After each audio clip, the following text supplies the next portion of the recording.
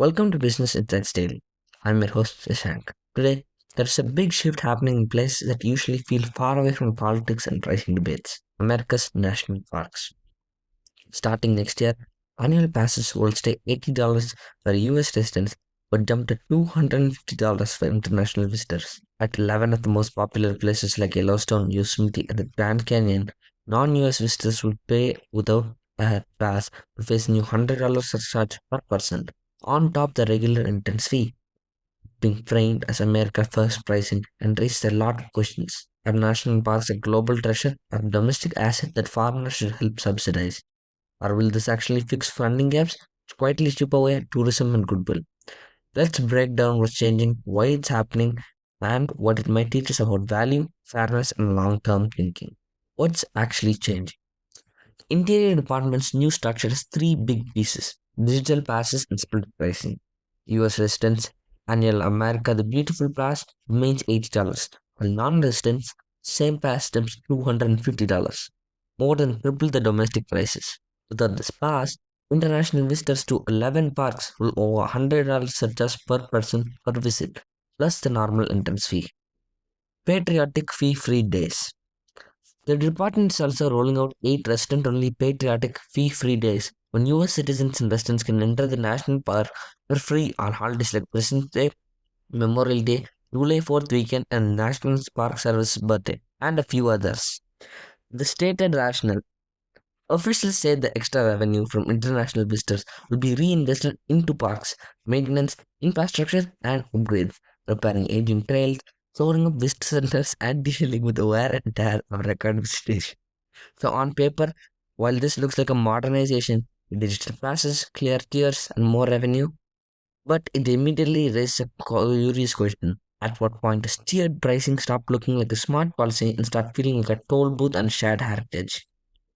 The funding problem parks are trying to solve. To understand policymakers are reaching for prices, you have to look at the math.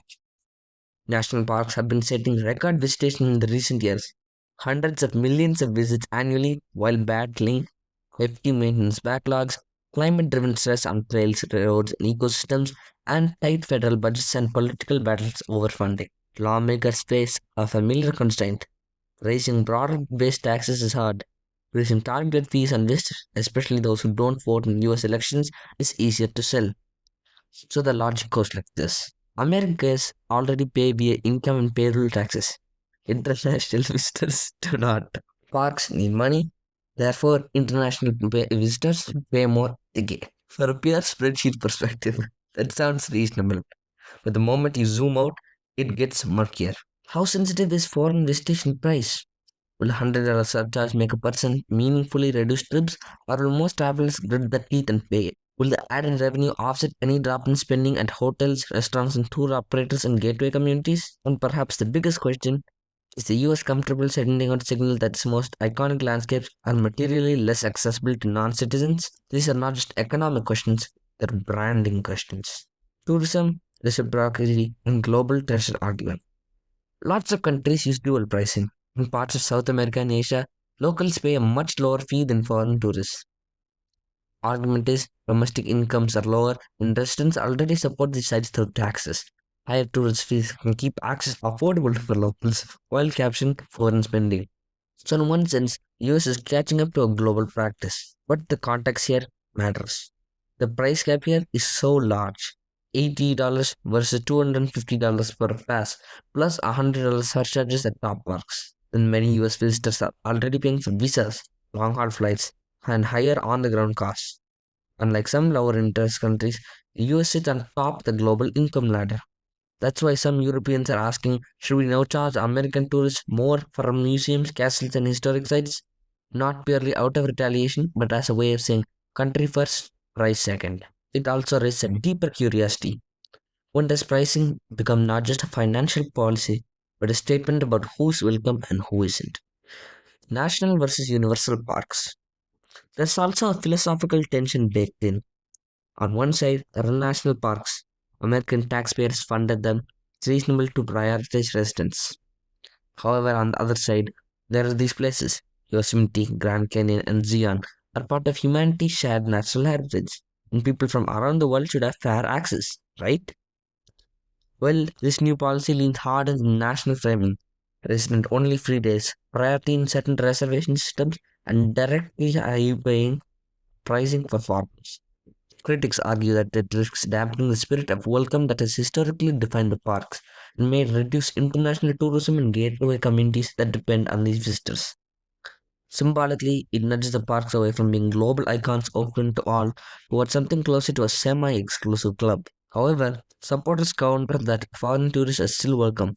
They just pay more for a premium experience. And that extra revenue helps preserve the very landscape those visitors come to see. While these sessions deserve tangible benefits they've been paying into the system all along.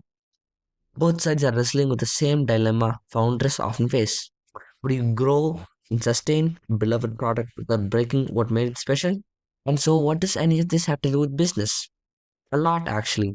It's a live case study in pricing power, who you charge, how much, and what story you attach to. It's a reminder that every price sends a message about value and who's included.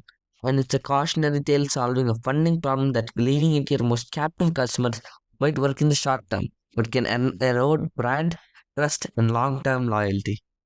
For leaders and founders and policymakers, the national park debate is a prompt.